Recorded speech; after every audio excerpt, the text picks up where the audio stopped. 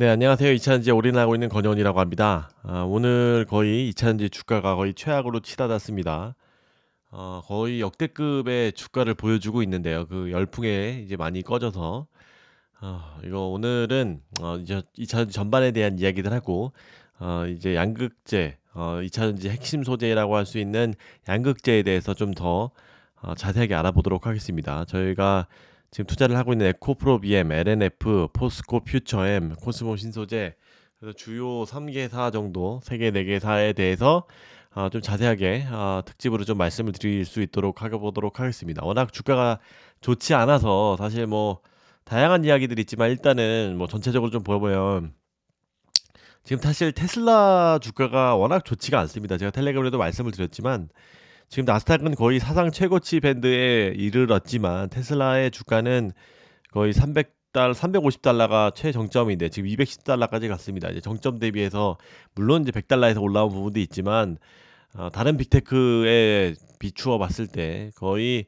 죽을 쓰고 있다라고 볼 수가 있습니다. 거기에다가 또 엎친 데 덮친 격으로 또 뭐 물론 이제 좀 더 부풀려진 건 있지만 지금 뭐 미국에서 날씨가 뭐 체감 50도 거의 영하 30도에서 막 전기차가 섰다 뭐 이런 사실 노이즈도 있고 뭐 어찌 됐든 테슬라를 비롯해서 GM, 포드, 미국 전기차들이 거의 최악으로 치닫고 있습니다. 그래서 주가도 마찬가지로 다 크게 조정을 받고 있는 상태고요. 그래서 일단은 걔네들이 지금 전기차 애들이 안 된다는 것들은 내연차 이런 내구재들이 안 팔린다는 것이고 그 이하에 딸려 있는 국내 특히 미국이 중요한데 미국 전기차들이 안 팔린다라는 이제 노이즈가 더욱더 강력하게 지금 나오고 있으니까 물론 이제 계속 지속되고 있지만 거기에 따라서 뭐 금리도 지금 뭐 계속 내린다는 이야기도 없고 그래서 2차 전지가 크게 또 조정을 많이 받고 있습니다. 물론 좀 다른 여러 가지 뭐 수급적인 이유도 있겠지만 어쨌든 일단 테슬라 주체가 아무리 테슬라가 여러분들이 뭐 좋아하건 싫어하건 떠나서 지금은 50% 이상을 차지하는 전기차 업체이기 때문에 그런 것들이 굉장히 그 크게 지표로 삼을 수가 있는데 거의 뭐 반토막이 나 있는 수준이니까 2차 전지가 그만큼 수요 이연도 된다라고 볼 수 있습니다. 이제 포스코 지금 너무나 사실 주가들이 다 안 좋습니다. 보면은 뭐 포스코홀딩스도 사실 조금 안 좋죠. 뭐 SKIT도 마찬가지 그렇죠. 특히 어, 셋업체들 LG 엔솔 그다음에 SK온, 삼성 SDI가 거의 1년 최저치를 기록을 하고 있습니다. 그것뿐만이 아니라 뭐 대주전자재료도 뭐 그렇고 나노신소재도 그렇고 양극재도 사실 다 애매합니다. 이제 물론 조금 반등한 것도 있지만 그나마 사실 너무나 요즘에 가장 크게 반겨 주었던 엔캠 전액 엔캠 동화 뭐였죠? 동화 아우 갑자기 기억도 안 나네요. 네, 그것들이 그것조차도 오늘 완전히 그동안 몇십 프로 올라주다가 완전히 한 방에 가까이 가서 오늘도 거의 엔캠이 거의 10% 정도 올랐다가 완전히 거의 20% 가까이 빠진 것 같아요. 그러네요. 그러네요. 이 완전히 뭐 장난친 것 같이 한번 쭉 다 빼고 나갔습니다. 아무튼 이렇게 사실 역대 최저치라고 할 정도로 주가가 좋지가 않습니다. 특히 또 2023년도에 제일 전 국민의 화제주였던 에코프로 같은 경우도 지금 55만 원, 거의 3개월 이상의 6개월 정도의 최저치까지 왔습니다. 제가 에코프로에 대해서는 좀 많이 언급을 드렸긴 했는데 굉장히 조심스럽습니다만 물론 이게 단기적으로 6, 70만 원까지 한 번에 8, 90만 원까지 반등은 할 수 있겠지만 전 고점까지는 굉장히 어려운 길을 갈 것이다. 장기적으로는 중기적으로는 좀 이제 워낙 사실 이거 제 논리는 이겁니다. 사실 뭐 믿으시나 말거나지만 두 번 연속 더 두 해에 최고의 주도주가 되기는 굉장히 힘들다. 이게 뭐 거의 10배 이상씩 올랐잖아요, 올해만. 그렇기 때문에 어느 정도 조정기를 거칠 수밖에 없다라고 생각을 하는 편이라고 말씀드렸고 어쨌든 결과론이지만 이런 부분은 사실 좀 크게 조정을 또 받고 있습니다. 이제 다른 데도 다 마찬가지지만 에코프로도 또 특히 개인 주주 여러분들이 많이 들고 있기 때문에 이런 것들은 좀 크게 영향을 받는 것 같고 또 한번 뭐 반등되면은 또 워낙 개인 주주들의 이 힘이 세기 때문에 또 한번 크게 반등이 될 수는 있지만 중기적으로 봤을 때는 이런 것들이 지금은 어차피 좀 말씀드렸지만 실적들이 워낙 그렇게 영향을 미치는 시즌이기 때문에 숫자가 굉장히 중요해지는 시즌이기 때문에 어쩔 수 없이 크게 더욱더 조정을 또 많이 받는 것 같긴 합니다. 뭐 다 받 지금 사실 뭐 다 받는 거죠 뭐. 그런 것들은 좀 많이 길어졌는데 다시 돌아와서 이런 2차 전지는 결국은 뭐 지금은 뭐 저도 뭐 예상을 했습니다만, 저는 이제 비중 조절로 이렇게 좀 PER 낮은 종목들 뭐 LNF 같은 애들한테 좀 비중을 좀 늘려 놨는데, 이건 또 오늘도 LNF도 4% 이상씩 빠졌어요. 굉장히 물론 뭐 19만 원까지 많이 와줘온 부분이 있지만 21만 원까지 못 뚫면서 이렇게 좀 조정을 또 같이 당하는 모습을 보이고 있습니다. 특히 테슬라 영향을 또 많이 받았겠죠. 수요의 영향을 이제 일론 머스크가 일주일 정도 뒤에 2024년도에 이런 예상치를 발표를 할 텐데, 그런 것들이 또 작년에 지난번에 일론 머스크가 또 컨콜 때 4분기 때 또 내년 24년이 안 좋을 거다 막 이런 식으로 또 입을 잘못했기 때문에, 잘못 표현을 했기 때문에 또 주가가 많이 빠졌었는데, 아무래도 그런 것들에 대해서 이 테슬라가 가이드하는 게 전기차 전체의 가이드라고 볼 수도 있기 때문에, 그런 수요에 대해서 안 좋게 이야기할 것으로 예상이 되기 때문에 더욱더 그걸 두려워하는 것 같습니다. 그래서 테슬라 주가도 또 계속 빠지고 있고요. 물론 이제 수요 부분적으로 직접적인 뭐 독일 내에서의 경쟁 심화로 또 가격을 또 내리는 부분도 있고, 중국에서 가격 내리는 부분도 있고, 이런 부분도 다 있지만, 그런 것들도 수요도 그렇고 전망도 그렇게 밝지 않은 상태여서 이렇게 전기차 섹터가 무너지고 같이 2차 전지도 무너진다라고 요약할 수 있겠습니다. 좀 많이 길어졌는데 다시 이런 양극재 3사에 대해서 좀 더 자세하게 살펴보면, 이럴 때 우리는 뭐 사실 좀 더 비중 조절도 좋지만 또 원인과 이런 또 향후에 어떻게 펼쳐질을 공부를 해야 되죠. LNF에 대해서 이야기를 하면 제목을 이제 하나투자중 등 어, 하나투자증권의 이용욱 연구원이라고 애널리스트가 있는데 많은 분들의 신뢰를 받고 있죠. 이런 뭐 김철중 위원의 더불어서 이용욱 의원이 굉장히 인기가 많은데, 제목을 터널의 끝이 보인다. 약간 저의 생각과 좀 비슷하긴 합니다. 이게 보면 좀 제가 요약된 부분만 말씀을 드리도록 하겠습니다. 여기서 좀 필기한 부분이 있기 때문에 다들 아시는 것이피 영업 절자를 기록을 했고 상반기까지 부진한 실적이 예상된다. 그래서 LNF의 가장 큰 지금 장점은 밸류에이션 매력 다 떠나서, 돈도 없고 하는 회사지만 밸류에이션 매력도가 굉장히 높다. 지금 이게 숫자가 재조명되는 이 순간에서 PER이 가장 낮은 회사이기 때문에 이게 매력도가 높다라고 보는 겁니다. 누가 보더라도 이런 경쟁력을 다 지금 비교를 하자는 게 아니라. 그리고 코스피 이정 상장까지 확정되면 그동안의 디레이팅도 해소될 것으로 판단된다. 제가 이거 뒤에 말미에 좀 IR 담당과 이야기한 것들이 있는데 좀 말씀을 드릴 수 있도록 하겠습니다. 뭐 크게 비교슈는 아니지만 이런 이전 상장과 뭐 수주에 대한 이야기들을 좀 뭐 제가 뭐 감히 예측을 해본데, 그런 것들을 좀 말씀 한번 드려보도록 하겠고, 여기는 아시다시피 4분기 때는 300억 이런 2,500억이라고 찍혔지만, 이런 거는 재고 평가 손실을 다 한 번에 반영한 거기 때문에 순수하게는 301억이 나왔습니다. 이것도 뭐 엄청나게 안 좋게 나온 거였죠. 지난 분기 뭐 30억 나왔었나요? 뭐 워낙 안 좋은 상황인데, 아무튼 그 이유가 얘네들의 QOQ가 분기가 4분기 대비 3분기 대비해서 43% 반토막이 났습니다. 이거 말도 안 되는 숫자입니다, 사실. 얘네들이 원래 그 컨콜 때 제시했던 부분이 20% 정도의 그 출하량 저하가 예상된다고 했는데, 그때도 욕 먹었죠. 그때 박상무가.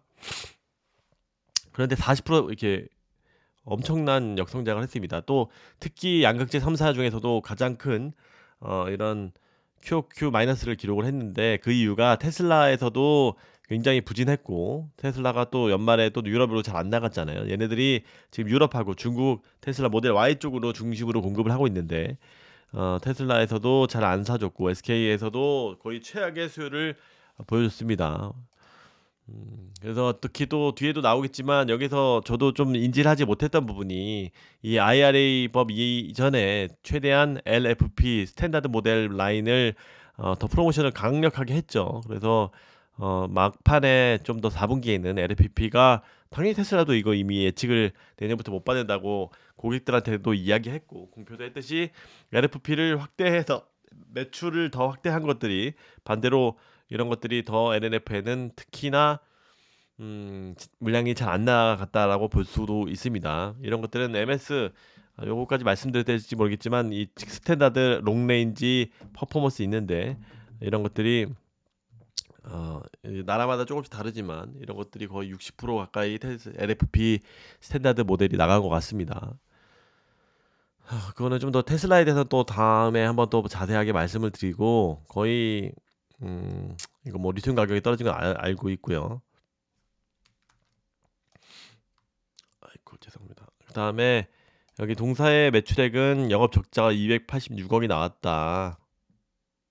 이거 아니죠. 1분기 이게 지금 문제는 지금 완벽하게 끝난 게 아닙니다. 아직도. 지금 그렇게 2,500억을 털어냈음에도 불구하고 1분기 실적이 이제 끝났다라고 보는 게 아니라 영업 적자 286억이 낸다는 얘기예요. 이때는 재고 평가했는데 왜 또 떨어지냐고 했을 때 지금 리튬 가격이 아직도 많이 떨어지고 지금은 좀 4분기 때는 안정화됐지만 이게 레깅 때문이에요. 레깅 때문에 지금 4분기 때 많이 떨어졌던 것들이 1분기까지 영향을 미친다는 겁니다. 그렇기 때문에 비싸게 사온 원자재료들이 1분기에도 영향을 미치기 때문에 286억 적자가 될 것이라고 예상을 한다는 겁니다.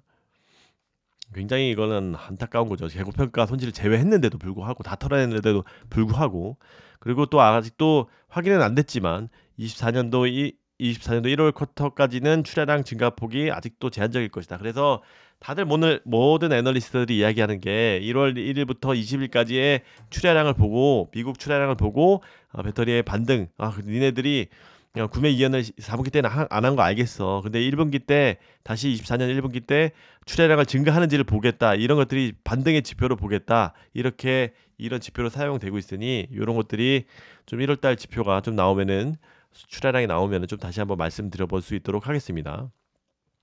그리고 고정비 부담과 판가 업그레이드 레깅이죠. 이런 것으로 적자가 지속될 전망이다.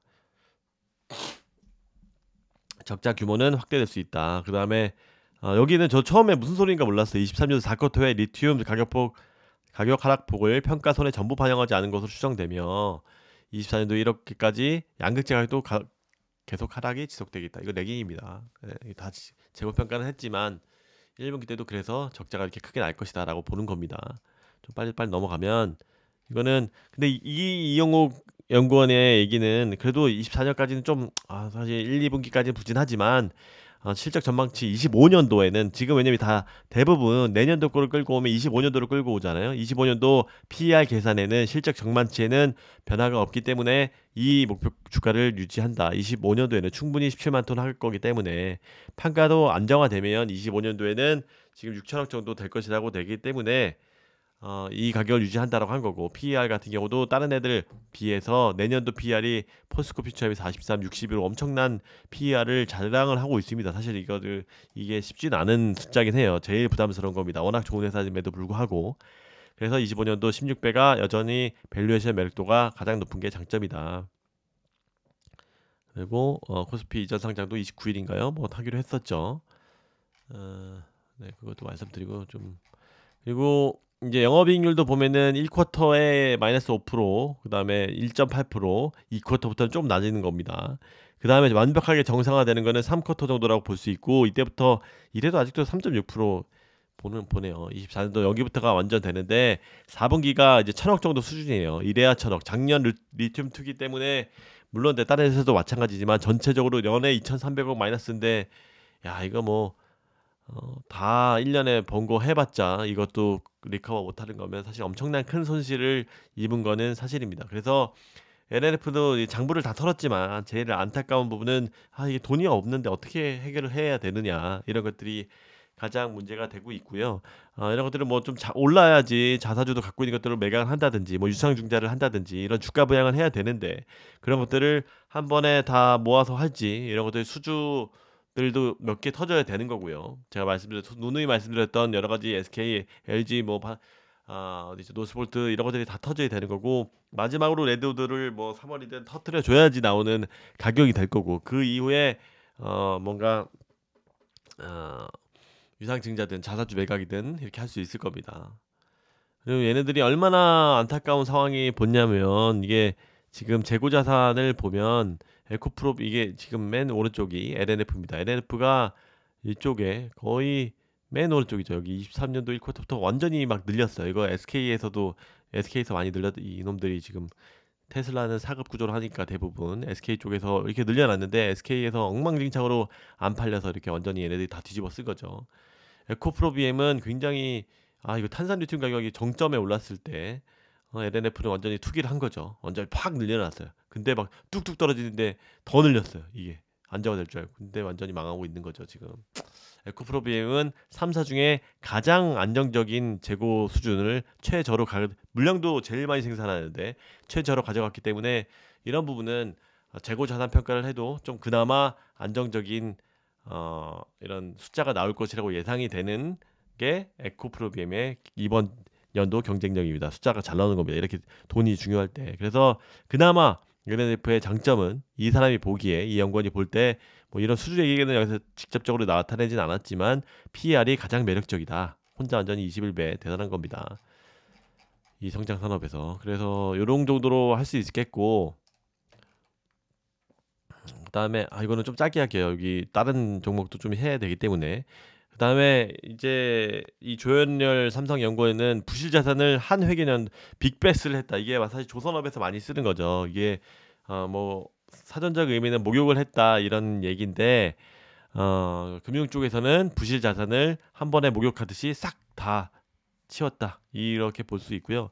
그다음에 원소재 약세를 대부분 다 반영한 만큼 아직 내기긴 남아있다는 거죠. 보는 거고 좀 짧게 보면은 컨콜도 뭐 이거 얘기했고 LFP 아까 이전에 말씀드렸던 거고 SK온이 판매가 너무 부진했다. 그다음에 만약에 리튬 가격 하락이 없을 때 4.3% 이익이 이익률을 기록했을 거라고 슬픈 전망도 했고 그다음에 여기서도 나왔죠. 내년도에 판매량 올해 1월부터 판매량 회복이 징후되는지 얘네들이 배터리를 안 사고 계속 버텨오고 있었는데 그럼 양극재도 안 팔리는 거니까 그런 것들이 구매 이연이라고 했는데 얼마나 팔리는지를 한번 확인해야 된다 이 얘기입니다. 네, 이 정도로 LNF는 뭐 제가 이전에도 많이 말씀드렸기 때문에 조금 넘어가 보면 두 번째로는 에코프로비입니다. 에코프로비